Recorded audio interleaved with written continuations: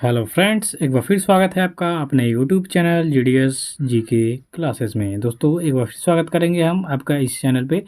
और इस वीडियो में हम दिल्ली पुलिस कांस्टेबल के साथ साथ SSC CGL, CHSL, CPU, SSC GD constable के लिए टॉप 50 क्वेश्चन होता था, लेकिन आज थोड़ा सा समय के अभाव में 35 क्वेश्चन आपको दिया जा रहा है। ठीक है, तो इसमें इम्पोर्टेंट जीके के क्वेश्चन हैं और बहुत ही इम्पोर्टेंट है आपके सभी एग्जामों के लिए, एसएससी का जो आपका आने वाला है। ठीक है, तो साथ में बने रहिएगा। वीडियो अच्छी लगी तो लाइक करिएगा, चैनल को सब्सक्राइब करिएगा और ज़्यादा से ज़्यादा शेयर करिएगा। चलिए मित्रों, समय को ध्यान में रखते हुए स्टार्ट करेंगे। सबसे पहले क्वेश्चन है आपके यहाँ कि ज्ञानपीठ पुरस्कार किस क्षेत्र में दिया जाता है।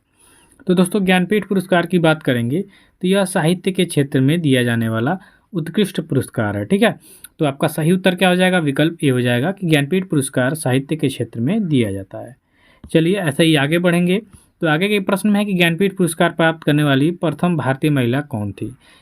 ठीक है, तो ज्ञानपीठ पुरस्कार पाने वाली सबसे पहली जो महिला है वो है आपकी आशापूर्णा देवी। ठीक है, तो राइट आंसर क्या हो जाएगा आपका? विकल्प डी हो जाएगा कि ज्ञानपीठ पुरस्कार प्राप्त करने वाली पहली महिला है आशापूर्णा देवी। ठीक है, चलिए अगला क्वेश्चन देखेंगे कि तानसेन सम्मान किस राज्य ने शुरू किया था। यानी तानसेन सम्मान जो दिया जाता है, तानसेन पुरस्कार, वह किस भारतीय राज्य से शुरू किया गया था दोस्तों? तो आपके मध्य प्रदेश से। ठीक है, ये ज्ञातव्य हो कि ग्वालियर में ही तानसेन का जन्म हुआ था। तो तानसेन सम्मान जो है आपके मध्य प्रदेश सरकार द्वारा शुरू किया गया था। तो राइट आंसर क्या हो जाएगा आपका? विकल्प सी हो जाएगा। अगला क्वेश्चन देखेंगे कि पुलित्जर पुरस्कार किस क्षेत्र में दिया। देखिए, पुरस्कार से क्वेश्चन आपका पूछता है। ठीक है, एसएससी में तो वेरी इंपॉर्टेंट है ये। तो पुलित्जर पुरस्कार की बात कर लेंगे तो ये आपके पत्रकारिता के क्षेत्र में दिया जाता है। ठीक है, अभी देखिए थोड़ा सा इजी क्वेश्चन आपको लग रहा होगा, दिया जा रहा है, लेकिन अब टफ आपको क्वेश्चन देंगे। ठीक है, टॉपिक वाइज भी आपको देंगे और कुछ टफ क्वेश्चन भी आपको करंट अफेयर के साथ साथ इसमें जुड़े हुए मिलेंगे। ठीक है, तो बस आप सहायता हमारी करिए, हम आपकी सहायता करेंगे। ठीक है, अगला क्वेश्चन है नोबेल पुरस्कार की शुरुआत या नोबेल पुरस्कार कब शुरू किया गया। तो नोबेल पुरस्कार की बात करेंगे तो सबसे पहले 1901 से या जो पुरस्कार है नोबेल पुरस्कार देना प्रारंभ हुआ था। तो राइट आंसर क्या हो जाएगा आपका? विकल्प भी हो जाएगा। ठीक है, देखिए 1901 से नोबेल पुरस्कार की शुरुआत हुई और ये नोबेल पुरस्कार दिया जाता है अल्फ्रेड नोबेल के। ठीक है, अल्फ्रेड नोबेल के पैसे से दिया जाता है। अल्फ्रेड नोबेल जो नहीं जानते होंगे कौन है, तो इन्होंने ही डायनामाइट का आविष्कार किया था। ठीक है, इन्होंने डायनामाइट का आविष्कार किया और जितना पैसा कमाया उसका वसीयत बनाया कि भाई इस पैसे से इसी विज्ञान के क्षेत्र में क्या दिया जाएगा? पुरस्कार दिया जाएगा। तो उन्हीं की वसीयत के अनुसार ये पुरस्कार दिया जाता है। ठीक है, चलिए आगे के प्रश्न में चलेंगे। द्रोणाचार्य पुरस्कार किस क्षेत्र में दिया जाता है। तो मित्रों, द्रोणाचार्य पुरस्कार की बात करेंगे तो वह खेल प्रशिक्षकों को दिया जाता है। यानी जो खिलाड़ी उत्कृष्ट प्रदर्शन करते हैं विश्व स्तर पे, उनके जो कोच होते हैं उनको खेल प्रशिक्षण के रूप में द्रोणाचार्य पुरस्कार दिया जाता है। तो राइट आंसर क्या हो जाएगा आपका? विकल्प बी हो जाएगा। चलिए आगे के प्रश्न में देखेंगे कि राष्ट्रीय खेल दिवस कब मनाया जाता है। तो दोस्तों, राष्ट्रीय खेल दिवस प्रतिवर्ष भारत में 29 अगस्त को मनाया जाता है। मेजर ध्यानचंद की स्मृति में, याद रखिएगा। ठीक है, हॉकी का जादूगर उनको कहा जाता है। अब तो जो भारत का सबसे बड़ा खेल पुरस्कार है उसका नाम भी मेजर ध्यानचंद खेल रत्न पुरस्कार रख दिया गया है। ठीक है, तो राष्ट्रीय खेल पुरस्कार आपका 29 अगस्त को दिया जाता है। आगे का प्रश्न है कि अंतर्राष्ट्रीय योग दिवस किस दिन को मनाया जाता है। तो अंतर्राष्ट्रीय योग जो दिवस है वो प्रत्येक वर्ष 21 जून को मनाया जाता है और इसका श्रेय जाता है नरेंद्र मोदी जी को। इन्होंने प्रयास किया था योग दिवस मनाने के लिए, तो इनके अथक प्रयास से जो योजना है उसमें पारित किया गया था। तो अंतर्राष्ट्रीय योग दिवस 21 जून को मनाया जाता है। आगे का प्रश्न है कि किस वर्ष में इंडियन प्रीमियम लीग यानी आईपीएल, ठीक है, इंडियन प्रीमियम लीग, इसकी शुरुआत हुई। तो 2008 में यह जो लीग है अस्तित्व में आई थी और भारत का और विश्व में बहुत ही बढ़िया छाप छोड़ी इंडियन प्रीमियम लीग। ठीक है, तो ये बहुत ही बड़ा प्रीमियम लीग है, इंडियन प्रीमियम लीग आईपीएल। ठीक है, 2008 से ये स्टार्ट हुई थी। तो राइट आंसर विकल्प ए हो जाएगा। आगे का प्रश्न है कि चाइनामैन शब्द किस किस यहाँ पे देखिए खेल होगा। ठीक है, कैसे हो गया, यहाँ पे खेल होगा। चाइनामैन शब्द किस खेल से संबंधित है। तो यहाँ पे बात करेंगे चाइनामैन की, तो चाइनामैन शब्द आपके क्रिकेट से संबंधित है। ठीक है, जैसे कुलदीप यादव को चाइनामैन कहा जाता है, तो कुलदीप यादव का संबंध किससे है भी जानिए। तो उनका संबंध है भारतीय क्रिकेट से। तो क्रिकेट इसका राइट आंसर हो जाएगा कि चाइनामैन शब्द क्रिकेट से संबंधित है। आगे का प्रश्न है गुगली शब्द किस खेल से संबंधित है। तो गुगली शब्द की बात करेंगे तो यह भी आपके क्रिकेट खेल से ही संबंधित है। ठीक है, तो राइट आंसर क्या हो जाएगा, विकल्प सी हो जाएगा। देखिए एसएससी के एग्जाम में ये क्वेश्चन आते हैं। ठीक है, बहुत लोग कह रहे हैं सर इतने ईजी क्वेश्चन आते हैं। भाई इतने ईजी आते हैं, जब पेपर में जाते हो तो कर नहीं पाते हो। ठीक है, तो ऐसे जज मत किया करिए। ठीक है, देखिए जो क्वेश्चन मैं लाता हूँ वो प्रीवियस ईयर के क्वेश्चन है और कुछ एक्सपेक्टेड उसी से रिलेटेड क्वेश्चन होते हैं। ठीक है, ऐसा नहीं कि हवाबाजी में मैं लेके चला रहा हूँ। सभी क्वेश्चन इंपॉर्टेंट हैं आपके लिए। जब एग्जाम में बैठते हैं तब आपको समझ में आता है कि हाँ कितने पानी में है। ऐसे तो आप ऐसे वीडियो देख के तो बहुत हवाबाजी करेंगे कि सर ये इतने ईजी है वो है। ठीक है, तो ये मत करिए। जो क्वेश्चन दिया जा रहा है उसको एक्सेप्ट करिए और तैयारी बढ़िया से करिए। ठीक है, कमेंट करने की जरूरत नहीं है ज़्यादा अंठवाई में।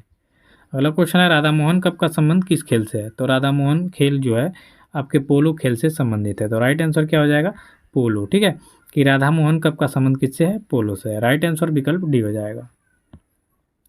अगला क्वेश्चन है कि नीरज चोपड़ा का संबंध किस खेल से। अभी नीरज चोपड़े के में बहुत जने फेल हो जाएंगे। देखो अभी ऑप्शन में क्या मारोगे, लेकिन गोला फेंकने। ठीक है, तो नीरज चोपड़ा का जो संबंध है वो आपके भाला फेंक से है। ठीक है, तो भाला फेंक से संबंधित है। तो राइट आंसर क्या हो जाएगा, विकल्प ए है। ठीक है, चलिए आगे का प्रश्न देखिए कि प्लेग किससे फैलता है। अब प्लेग बताओ। ठीक है, बहुत लोग को यहीं हवा टाइट हो जाएगा। तो प्लेग जो होता है ये बैक्टीरियाज होते हैं। ठीक है, इनसे फैलता है यानी जीवाणु से। तो प्लेग किससे फैलता है दोस्तों, जीवाणु से। तो राइट आंसर क्या हो जाएगा, विकल्प बी हो जाएगा। अगला क्वेश्चन देखिए किस तत्व की कमी से घेंघा रोग होता है। तो घेंघा रोग जैसा कि गला फूल जाता है, आपने देखा होगा, ये आपके आयोडीन का जब शरीर में कमी होता है तो व्यक्ति में घेंघा रोग उत्पन्न होता है। तो राइट आंसर इसका क्या हो जाएगा, विकल्प सी हो जाएगा कि जो आयोडीन की कमी है, आयोडीन की कमी से घेंघा रोग होता है। चलिए अगला क्वेश्चन है केंद्रीय लीची अनुसंधान केंद्र कहाँ पर स्थित है। तो दोस्तों केंद्रीय लीची अनुसंधान केंद्र की बात कर लेंगे तो यह मुजफ्फरपुर, जैसा कि ये बिहार में पड़ता है आपका, और लीची भी बिहार से ही संबंधित है। ठीक है, सर्वाधिक उत्पादन किया जाता है बिहार में ही। तो केंद्रीय लीची अनुसंधान केंद्र मुजफ्फरपुर से संबंधित है यानी स्थित है यहीं पे। अगला क्वेश्चन है केंद्रीय औषधि अनुसंधान संस्थान कहाँ स्थित है। तो केंद्रीय और वेरी इंपॉर्टेंट क्वेश्चन इसको करिएगा। तो केंद्रीय औषधि अनुसंधान संस्थान की बात कर लेंगे। ठीक है, तो आपके लखनऊ में स्थित है। कहाँ पे, लखनऊ में। तो इसका राइट आंसर क्या होगा, विकल्प ए हो जाएगा। आगे का प्रश्न है केंद्रीय चावल अनुसंधान संस्थान कहाँ स्थित है। ये भी वेरी इंपॉर्टेंट क्वेश्चन है आपके लिए। तो केंद्रीय चावल अनुसंधान संस्थान आपके कटक यानी उड़ीसा में स्थित है। ठीक है, बहुत लोग कटक पश्चिम बंगाल में जानते हैं, लेकिन जान लीजिए कटक पड़ता है आपके उड़ीसा में। ठीक है, तो केंद्रीय चावल अनुसंधान संस्थान आपके कटक में स्थित है। चलिए 19 नंबर का क्वेश्चन देखिए एलिसा जांच से किस रोग की पहचान की जाती है। एलिसा जांच आपने नाम सुना होगा, नहीं सुना होगा तो जान लीजिए इस जांच के द्वारा एड्स का पहचान किया जाता है। ठीक है, यानी एड्स का पहचान करना हो तो कौन सी जांच कराया जाता है, एलिसा जांच। ठीक है, तो राइट आंसर क्या हो जाएगा आपका, विकल्प सी।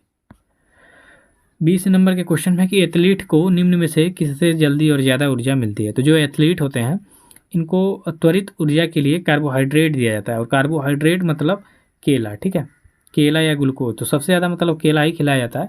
केला से क्या हो जाता है कि जल्दी और ज़्यादा ऊर्जा मिलती है। तो एथलीट को कार्बोहाइड्रेट से जल्दी और ज़्यादा ऊर्जा मिलती है। तो राइट आंसर विकल्प डी हो जाएगा। अगला क्वेश्चन है स्वामी विवेकानंद का वास्तविक नाम क्या था। तो दोस्तों स्वामी विवेकानंद जो है इनका वास्तविक नाम था नरेंद्रनाथ दत्त। क्या था आपका, नरेंद्रनाथ दत्त। तो राइट आंसर क्या हो जाएगा, विकल्प ए हो जाएगा। ठीक है, चलिए 22 नंबर का क्वेश्चन यहाँ पे देखिए कि महावीर स्वामी का जन्म कहाँ हुआ था। तो ये भी इंपॉर्टेंट क्वेश्चन है, आपके एग्जाम में आ सकता है। महावीर स्वामी का जन्म, तो महावीर स्वामी का जन्म हुआ था कुंडग्राम में। ठीक है, तो राइट आंसर क्या हो जाएगा आपका, विकल्प बी हो जाएगा कि महावीर स्वामी का जन्म कुंडग्राम में हुआ था।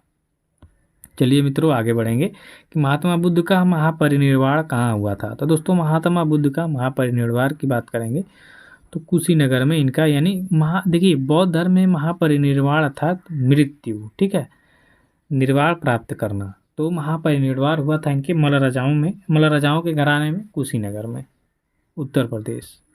याद रखिएगा। रामकृष्ण मिशन की स्थापना किसने की थी। तो रामकृष्ण मिशन की स्थापना स्वामी विवेकानंद के द्वारा किया गया था। अभी पीछे क्वेश्चन में आपने जाना कि स्वामी विवेकानंद का वास्तविक नाम क्या था, नरेंद्र दत्त। इन्होंने रामकृष्ण मिशन की स्थापना की थी। तो राइट आंसर क्या हो जाएगा आपका, विकल्प डी हो जाएगा। अगला क्वेश्चन देखेंगे कथकली नृत्य किस राज्य से संबंधित है। तो मित्रों कथकली नृत्य की बात करेंगे तो यह एक शास्त्रीय नृत्य है और यह केरल राज्य से संबंधित है। तो राइट आंसर क्या होगा आपका? विकल्प ए होगा। आगे का प्रश्न है, कुकी जनजाति के लोग कहाँ निवास करते हैं? वेरी वेरी इंपॉर्टेंट करिए। कुकी जनजाति अभी हाईलाइट था मणिपुर में, ठीक है। मणिपुर में जो हिंसा चल रही है, इसमें कुकी और मैतेई जो जनजाति हैं, इन दोनों का टकराव देखने को मिला, ठीक है। तो कुकी जनजाति आपके मणिपुर राज्य से संबंधित है, याद रखिएगा। अगला क्वेश्चन है, भारत की सबसे बड़ी जनजाति कौन है? तो देखिए, भारत की सबसे बड़ी जनजाति है आपकी भील, ठीक है। भील जो है भारतीय जनगणना 2011 के अनुसार सबसे ज़्यादा जनसंख्या में है, और दूसरे नंबर पे आपकी गोंड है। आपके ऑप्शन में जो भील नहीं दे रहा है तो गोंड सही करेंगे, भील गोंड दे रहा है तो आप क्या करेंगे? भील को ही सही करेंगे, ठीक है।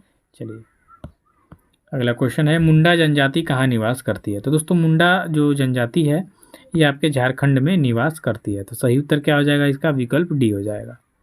चलिए आगे का प्रश्न देखेंगे 29 नंबर में, भारत में पहली बार जनगणना कब हुई थी? तो भारत में पहली बार जो जनगणना हुई थी 1872 ईस्वी में हुई थी, ठीक है। और नियमित जनगणना इसके बाद से हुई, ठीक है।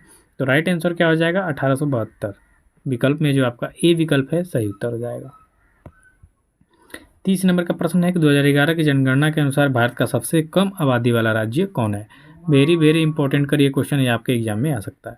तो इसका राइट आंसर हो जाएगा सिक्किम, ठीक है। सिक्किम जो है 2011 की जनगणना के अनुसार भारत का सबसे कम आबादी वाला राज्य है। तो राइट आंसर क्या होगा? विकल्प बी हो जाएगा। 31 नंबर के प्रश्न में कि भारत में सबसे कम लिंगानुपात वाला राज्य कौन है? तो लिंगानुपात अर्थात क्या होता है? 1000 पुरुषों पर महिलाओं की संख्या, ठीक है। तो कहाँ पे सबसे कम है भाई, यानी महिलाओं की संख्या कहाँ सबसे कम है? तो हरियाणा में, ठीक है। हरियाणा में सबसे कम ये लिंगानुपात वाला राज्य है। तो विकल्प आपका सी राइट आंसर हो जाएगा। अब 32 नंबर का क्वेश्चन देखिए कि 2011 की जनगणना के अनुसार किस राज्य में साक्षरता दर सर्वाधिक है? सभी लोग जानते हैं केरल सबसे ज़्यादा पढ़ा लिखा है भाई साक्षरता में। तो विकल्प यहाँ डी आपका राइट आंसर हो जाएगा। अगले क्वेश्चन में कि नेताजी सुभाष चंद्र बोस अंतर्राष्ट्रीय हवाई अड्डा कहाँ पर है? तो दोस्तों, नेताजी सुभाष चंद्र बोस हवाई अड्डा आपके कोलकाता में है, ठीक है। पश्चिम बंगाल की राजधानी कोलकाता है और यहीं पे है। तो राइट आंसर क्या होगा आपका? विकल्प ए हो जाएगा। अगला क्वेश्चन है, एयर इंडिया का मुख्यालय कहाँ है? वेरी इंपॉर्टेंट क्वेश्चन है, ये आपके नई दिल्ली में। एयर इंडिया का मुख्यालय कहाँ है दोस्तों? नई दिल्ली में। तो सही उत्तर क्या हो जाएगा आपका? विकल्प बी हो जाएगा। अगले क्वेश्चन में है कि भारत में प्रथम रेलवे लाइन किसके शासनकाल में बिछाई गई? तो देखिए, लॉर्ड डलहौजी 1853 में, ठीक है, इसी के शासनकाल में सबसे पहले भारत में रेलवे लाइन बिछाई गई थी, यानी भारतीय रेलवे का जनक भी लॉर्ड डलहौजी को कहा जाता है। तो राइट आंसर सी हो जाएगा, ठीक है। तो आज की वीडियो में बस इतना ही। अगले दिन से 50 क्वेश्चन आपको दिया जाएगा। धन्यवाद, थैंक यू सो मच।